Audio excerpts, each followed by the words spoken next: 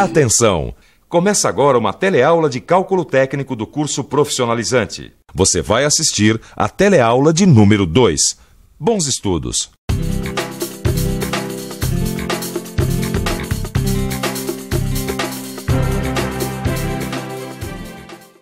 Qualquer um sabe que uma obra de engenharia como esse viaduto necessita de muitos conhecimentos tecnológicos para ser construída. Os engenheiros têm que prever, inclusive, que com o calor os materiais se dilatam. Por isso, grandes estruturas de concreto, como prédios, viadutos e pontes, necessitam ser construídas com pequenos vãos e folgas entre as lajes, para que elas possam se acomodar nos dias muito quentes. Esse efeito de dilatação com o calor tem o nome de dilatação térmica. E é exatamente esses cálculos de dilatação que você vai ver na teleaula de hoje. Nessa teleaula, você vai ver quais são os principais tipos de dilatação térmica e como calcular a dilatação para conseguir um encaixe com ajuste forçado.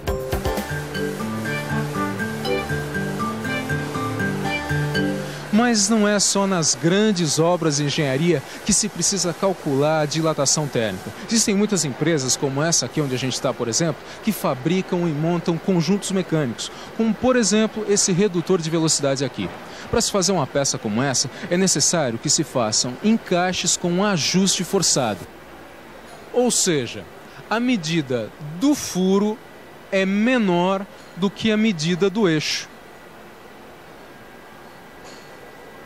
Tá vendo? Não está entrando. Como será possível fazer esse encaixe forçado sem danificar as peças componentes do sistema? Pois é exatamente esses cálculos que você vai ver hoje. E muita atenção, que a nossa teleaula está apenas começando. O encaixe forçado, como esse que você está vendo aqui, não é nenhum milagre nem produto de mágica. É apenas o resultado da aplicação de conhecimento científico sobre dilatação térmica.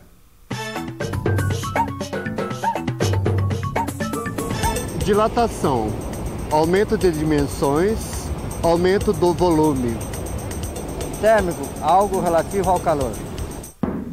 Isso mesmo. Dilatação térmica é o aumento das dimensões, isso é, do tamanho que os materiais apresentam quando são submetidos ao aumento da temperatura.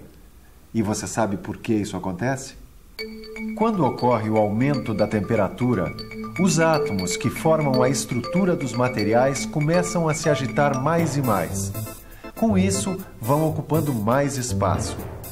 Esse fenômeno causa a dilatação do metal submetido ao calor. Tito, dá um pulinho aqui. Tá legal. Calor. Isso aqui tá uma estufa, gente. Ei, que coisa mais... E aí, mestre Silva, o que manda? Ô Tito, é o seguinte, a gente vai começar a trabalhar com redutores de velocidade. Você já trabalhou com isso? Bom, eu não, mas eu sei que tem que calcular a dilatação térmica. Já é um bom começo. O que mais você sabe?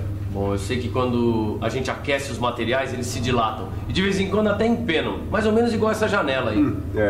Mas tem uma coisa que é muito importante saber sobre a dilatação térmica. Presta atenção. Quando o material se dilata, essa dilatação acontece em 3 direções. Na direção do comprimento, na direção da largura e na direção da altura. Se você considera essas 3 direções ou dimensões ao mesmo tempo, a dilatação é chamada de volumétrica. Mas se você considera apenas 2 dimensões, a dilatação é chamada de superficial. E por fim, se você considera apenas uma dimensão, a dilatação é chamada de linear. Volumétrica, superficial e linear. A dilatação pode ser considerada dessas 3 maneiras, mas dá só uma olhadinha nesses materiais aqui. Existem diversos tipos de materiais: o alumínio, a porcelana, o vidro, o cobre e o chumbo. Será que todos esses materiais dilatam da mesma maneira? Se você pensou que cada material tem uma dilatação diferente, você está certo. Na verdade, cada material aumenta suas dimensões de uma forma diferente. A variação de tamanho que o alumínio vai sofrer é diferente da variação de tamanho do vidro, mesmo quando aquecidos à mesma temperatura. Essa variação de tamanho que os materiais têm quando aquecidos depende de uma constante, característica de cada material. Essa constante é conhecida por coeficiente de dilatação térmica. Esse coeficiente é que vai ajudar na hora de fazer os cálculos de dilatação térmica. Ele é representado pela letra grega alfa. Esses coeficientes de dilatação linear dos diversos materiais você encontra numa tabela como essa aqui. Como você pode ver, cada tipo de material está listado à esquerda e possui um coeficiente de dilatação linear próprio. Agora você já sabe que os materiais possuem um coeficiente de dilatação linear, mas deve estar se perguntando, aonde o encaixe forçado entra nisso? Na verdade, é uma questão simples. Digamos que eu queira fazer um ajuste forçado entre essas duas peças de aço, uma coroa e esse eixo aqui.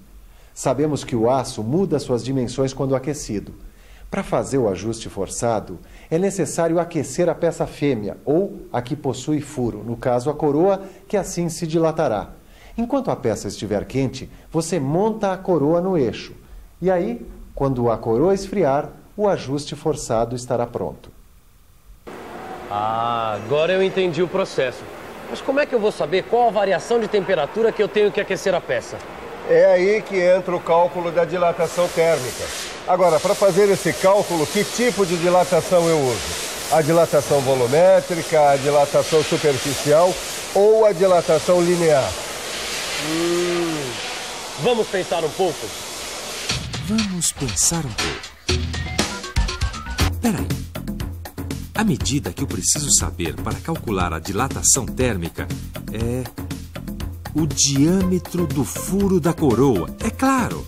Bom, se eu só preciso dessa medida para fazer o cálculo, e o diâmetro é um pedaço de linha reta, então eu devo considerar apenas a dilatação linear. É isso, dilatação linear. Bem pensado, Tito. Agora, para fazer esse cálculo, provavelmente deve existir alguma fórmula. E existe. Dá só uma olhada aqui. Para o cálculo da dilatação térmica, você precisa aplicar essa fórmula aqui. Eu não estou entendendo essa fórmula muito bem. Preste atenção. ΔL é o aumento de comprimento que você precisa. Alfa é o coeficiente de dilatação linear. LI é a medida inicial que você tinha, ou seja, o diâmetro do furo da coroa. Finalmente, ΔT é a variação da temperatura. Quer dizer que sempre que eu quiser calcular o aumento do comprimento de uma peça, eu utilizo essa fórmula?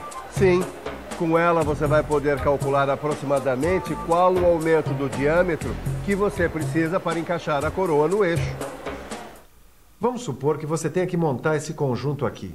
O diâmetro da coroa deve ser 0,05 milímetros menor que o diâmetro do eixo onde ela será montada.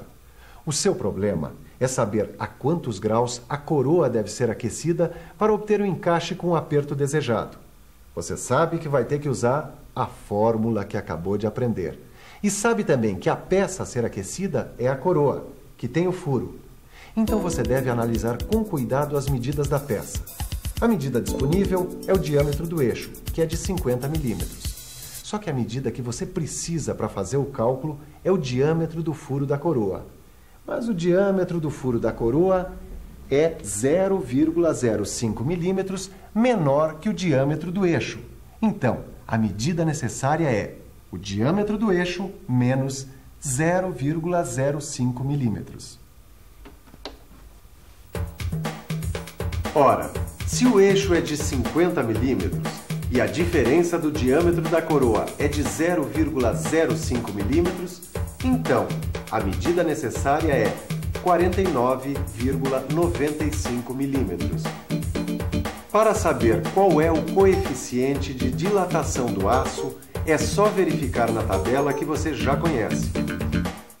E o valor de alfa é 0,000012.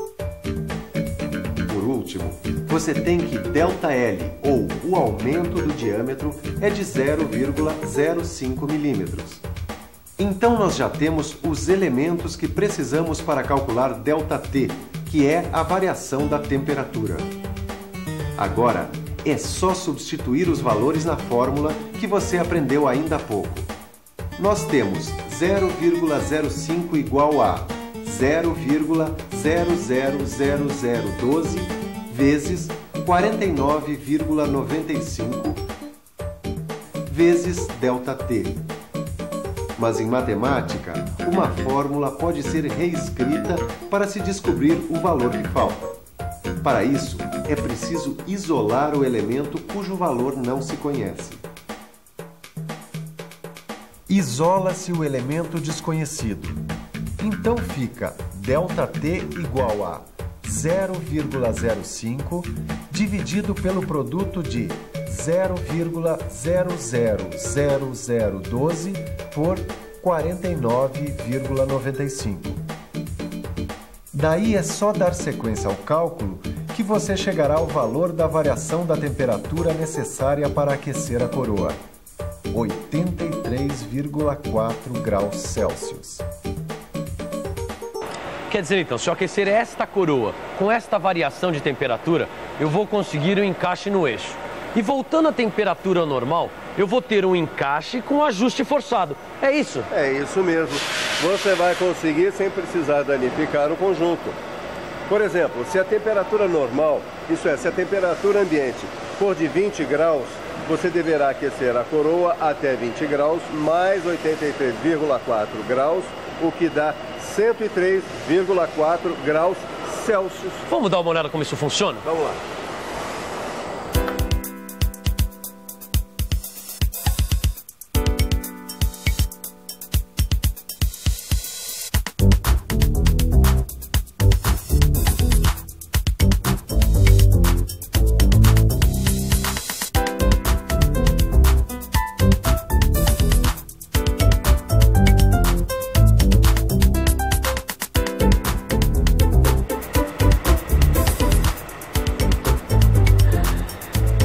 Que beleza! Eu adoro aprender coisas novas.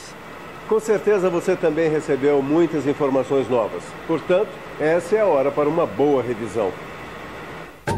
E atenção, se liga aí que é hora da revisão.